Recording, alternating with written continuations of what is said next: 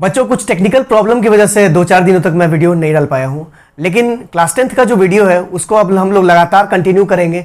साथ ही class 11th और class 12th के वीडियोस भी लगातार आते रहेंगे, तो आप उसको देखना बिल्कुल मत भूलिएगा। तो पिछले क्लास में हम लोगों ने रोका था टॉपिक पे पैरासाइटिक न्यूट्रिशन, हम लोगों ने क्लास 10th का देख चुका था। तो आज हम लोग देखेंगे holozoic nutrition. Holozoic nutrition, parasitic और सेप्रोफाइटिक न्यूट्रिशन में जहां तक बात की जाए तो फूड जो ऑर्गेनिज्म ले रहे थे वो लिक्विड फॉर्म में था। मशरूम्स वगैरह भी जो है वो डाइजेस्टिव एंजाइम वगैरह का इस्तेमाल करके सड़े गले चीजों को लिक्विड के फॉर्म में एब्जॉर्ब करते थे। पैरासाइट्स भी ब्लड के ऊपर फीड कर रहे हैं। लेकिन होलोजोइक न्यूट्रिशन एक ऐसा न्यूट्रिशन है जिसमें ऑर्गेनिज्म फूड को सॉलिड फॉर्म में खाते हैं, और सॉलिड फॉर्म में खाने के साथ साथ उसको डाइजेस्टिव एंजाइम्स के थ्रू वो डाइजेस्ट करते हैं। और डाइजेस्टिव एंजाइम की सिक्रीशन के लिए इन लोगों के पास ग्लैंड्स होते हैं। तो वैसे ऑर्गेनिज्म जो फूड को सॉलिड फॉर्म में खाते हैं, मैस्टिकेट करते हैं और उसके बाद फिर डाइजेस्टिव एंजाइम्स के थ्रू उसको डाइजेस्ट करते हैं ग्लैंड्स के हेल्प से, तो उस तरह के ऑर्गेनिज्म को हम लोग बोलेंगे holozoic nutrition type of organism. और इसमें एग्जाम्पल के फॉर्म में चूंकि हम लोग को पढ़ना है ह्यूमन के बारे में, तो इसको ह्यूमन ही ले लेते हैं। तो ह्यूमन का जो न्यूट्रिशन टाइप है वो है होलोजोइक न्यूट्रिशन, तो इसको आप लोगों को याद रखना है। और अब हम लोग देखेंगे nutrition in human being. Nutrition in human being. तो ह्यूमन बीइंग में जो न्यूट्रिशन का प्रोसेस है वो किस तरीके से होता है ये हम लोग देखेंगे। तो चाहे ह्यूमन हो चाहे कोई दूसरे ऑर्गेनिज्म हो, हाइयर ऑर्गेनिज्म, उन लोगों में सबसे पहला जो प्रोसेस होगा वो होगा इंजेशन का। तो ये हो गया इंजेशन। दूसरा जो प्रोसेस होगा वो होगा डाइजेशन का। तीसरा जो प्रोसेस है वो है एब्जॉर्प्शन का। चौथा है एसिमिलेशन और पांचवा है इजेशन। तो कुल मिलाकर के यही 5 स्टेप्स हैं। इन 5 स्टेप्स के थ्रू कंप्लीट डाइजेशन का प्रोसेस क्लियर होता है ह्यूमन ऑर्गेनिज्म या किसी अदर हायर ऑर्गेनिज्म में। तो इंजेशन में हम लोग क्या करते हैं, तो इंजेशन में फूड लेने का जो तरीका है वो अलग अलग ऑर्गेनिज्म का अलग अलग होता है। अमीबा फूड को इंजेस्ट करता है स्यूडोपोडिया के थ्रू। हम लोग फूड इंजेस्ट करने के लिए हाथ से हम लोग उसको खाते हैं, ठीक है। माउथ में फूड को ओरल कैविटी में हम लोग लेते हैं। उसके बाद आता है डाइजेशन का प्रोसेस। तो डाइजेशन हम लोगों में थोड़ा कॉम्प्लेक्स है। स्मॉलर ऑर्गेनिजम्स के केस में देखा जाए और हायर ऑर्गेनिज्म में कंपेयर किया जाए तो जो डाइजेशन का प्रोसेस है वो थोड़ा बहुत जो है वो कॉम्प्लेक्स है। अब वो हम लोग इस चैप्टर में आगे देखेंगे। एब्जॉर्प्शन मतलब माइक्रोविलाई हमारे स्मॉल इंटेस्टाइन में होते हैं जो कि डाइजेस्टेड फूड को एब्जॉर्ब कर लेते हैं ब्लड वेसल्स में जाने के लिए। एसिमिलेशन के प्रोसेस में क्या होगा, एसिमिलेशन का जो प्रोसेस है इसमें कंप्लीट जो एब्जॉर्ब्ड फूड है वो अलग अलग पार्ट्स में जिन जिन पार्ट्स को जितने फूड न्यूट्रिएंट्स की जरूरत है उस बेसिस पे उस पार्ट तक फूड को सप्लाई किया जाता है।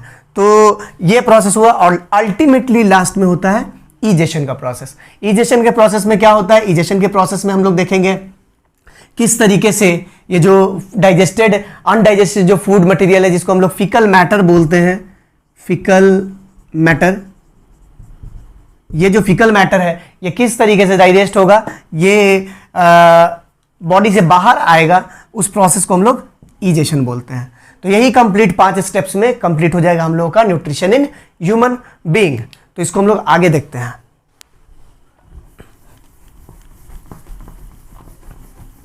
स्टूडेंट्स लोगों को बहुत ज़्यादा परेशानी होती है कि जो डाइजेस्टिव सिस्टम का जो डायग्राम है वो किस तरीके से हम लोग बनाएं। तो बहुत ज़्यादा वो कॉम्प्लेक्स नहीं है, आप इजीली उसको बना सकते हैं। और ये ज़रूरी नहीं है कि माउथ बना ही बनाए, वो जो हेड का पोर्शन है ये बना ही बनाए, ये ज़रूरी नहीं है। आप केवल सिंपली ओरल कैविटी और नजल कैविटी का जो पाइप है उसके थ्रू भी आप काम क्लियर कर सकते हैं। तो बस ये हो गया। अब यहां से ये ट्यूब आया इस तरीके से, तो ये बिल्कुल भी हार्ड नहीं है। आप लोग ऐसा ना सोचे कि कुछ ज़्यादा ही कॉम्प्लेक्स स्ट्रक्चर है। यहाँ से जाएगा ये डाइजेस्टिव ग्लैंड इस तरीके से, चीक ग्लैंड जो पैरोटिड ग्लैंड हमारे गाल के जस्ट अंदर वाले पोर्शन में होता है। फिर यहाँ से आएगा स्टमक, ये है स्टमक का पोर्शन। ये हो गया स्मॉल इंटेस्टाइन का पोर्शन। अब यहाँ से इस फिगर को थोड़ा मैं अलग कर देता हूँ,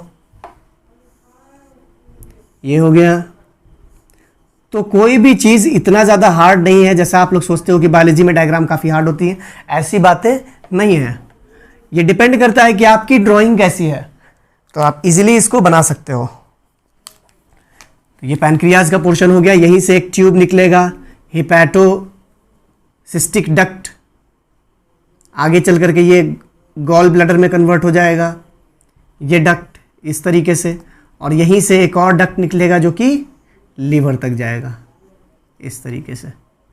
तो यहाँ से ये हो गया हमारा लीवर। लीवर में मल्टीपल लोब्स होते हैं। इसके बाद ड्यूडेनम वाला पोर्शन ये हो गया, ये हो गया जेजुनम वाला पोर्शन, और जेजुनम वाले जस्ट पोर्शन के ऊपर होता है लार्ज इंटेस्टाइन। इस तरीके से हो गया लार्ज इंटेस्टाइन।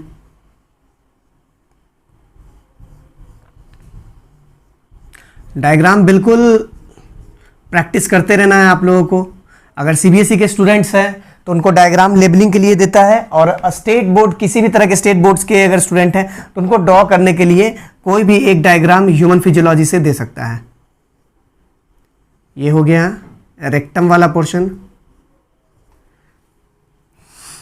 और यहीं से स्मॉल इंटेस्टाइन का क्वाइलिंग होता है।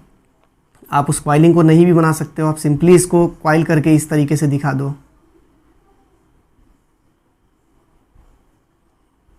स्मॉल इंटेस्टाइन और लार्ज इंटेस्टाइन के बीच में एक कनेक्शन होता है, और उसी कनेक्शन के पास यहाँ पे एक फिंगर लाइक स्ट्रक्चर होता है इस तरीके से।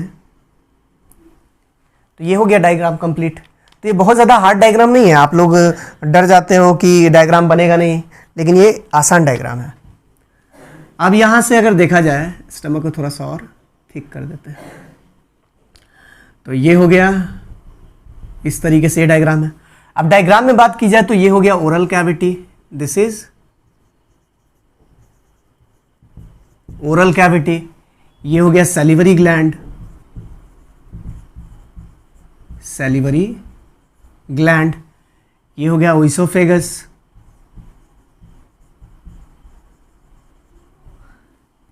स्टमक जो है हमारा वो 3 पार्ट में डिवाइडेड होता है। ये हो गया फंडिक वाला रीजन, ये हो गया कार्डियक वाला रीजन, और ये हो गया पाइलोरिक वाला रीजन। इन तीनों को मिला दिया जाए तो ये बन जाएगा स्टमक। ये हो गया स्टमक।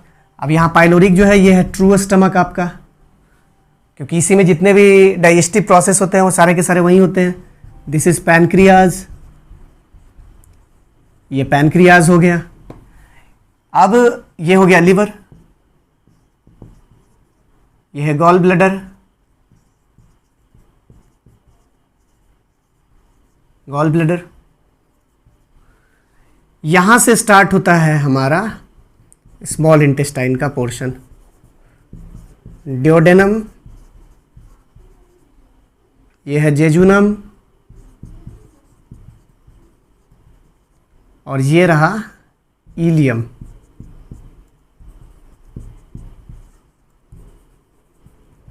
इलियम, इन तीनों को मिला दिया जाए तो यही हो गया आपका स्मॉल इंटेस्टाइन। तो स्मॉल इंटेस्टाइन में इतने पोर्शन है। अब ये हो गया लार्ज इंटेस्टाइन। लार्ज इंटेस्टाइन में बहुत सारे पार्ट्स में डिवाइडेड होते हैं, लेकिन क्लास 10th तक उसकी ज़रूरत नहीं है, तो आप इसको सिंपली लार्ज इंटेस्टाइन से याद रख सकते हैं, लार्ज इंटेस्टाइन। और यहाँ पे आ गया रेक्टम वाला पोर्शन, जहाँ पे फिकल मैटर आकर स्टोर होता है, and this portion is anus, जहाँ से पास आउट हो जाता है। अच्छा, स्मॉल इंटेस्टाइन और लार्ज इंटेस्टाइन के बीच का जो कनेक्शन है ये कनेक्शन बहुत इंपॉर्टेंट है। इस कनेक्शन को हम लोग कहते हैं सिक्कम, ये सिक्कम है। और सबसे लास्ट में है आपका finger like structure, vermiform appendix. तो इस तरीके से ये डायग्राम हो गया। अभी कुछ छूटा नहीं है? नहीं, बिल्कुल नहीं, कुछ नहीं। हाँ, एक और पोर्शन यहाँ होता है माउथ के कैविटी और ओइसोफेगस के बीच में, ये है फेरिंक्स। तो इस तरीके से आप डाइजेस्टिव सिस्टम का डायग्राम आप इजीली बना सकते हैं, लेबल भी इजीली कर सकते हैं। इससे ज़्यादा कुछ एक्स्ट्रा बातें लिखने की ज़रूरत नहीं है। यहाँ पे क्लास 10th के लेवल पे इतना काफ़ी है। एक और इंपॉर्टेंट बात है जो आप लोगों को जान लेना चाहिए कि स्मॉल इंटेस्टाइन को स्मॉल इंटेस्टाइन और लार्ज इंटेस्टाइन को लार्ज इंटेस्टाइन क्यों कहते हैं। हालांकि दोनों के लेंथ में काफ़ी डिफरेंस है।